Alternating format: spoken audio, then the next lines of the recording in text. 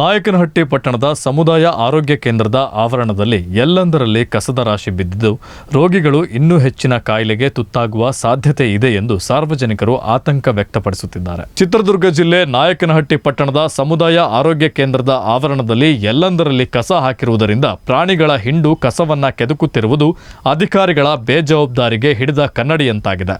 ಸಾಂಕ್ರಾಮಿಕ ರೋಗಗಳ ಬಗ್ಗೆ ಸಾರ್ವಜನಿಕರಿಗೆ ಆರೋಗ್ಯ ಸ್ವಚ್ಛತೆಯ ನೀತಿ ಪಾಠ ಹೇಳುವ ಆರೋಗ್ಯ ಇಲಾಖೆ ಆಸ್ಪತ್ರೆ ಆವರಣದಲ್ಲೇ ಸ್ವಚ್ಛತೆ ಕಾಪಾಡದೆ ಹಂದಿ ಸೊಳ್ಳೆಗಳ ತಾಣವಾಗಿದ್ದು ಆಸ್ಪತ್ರೆಗೆ ಚಿಕಿತ್ಸೆಗೆಂದು ಬರುವ ರೋಗಿಗಳು ಇನ್ನೂ ಹೆಚ್ಚಿನ ಕಾಯಿಲೆಗೆ ತುತ್ತಾಗುವ ಸಾಧ್ಯತೆ ಇದೆ. ಈಗಲಾದರೂ ಸಂಬಂಧಪಟ್ಟ ಅಧಿಕಾರಿಗಳು ಆಸ್ಪತ್ರೆ ಆವರಣ ಸ್ವಚ್ಛತೆಗೆ ಮುಂದಾಗಬೇಕು ಎಂದು ಗ್ರಾಮಸ್ಥರು ಆತಂಕ ವ್ಯಕ್ತಪಡಿಸುತ್ತಿದ್ದಾರೆ.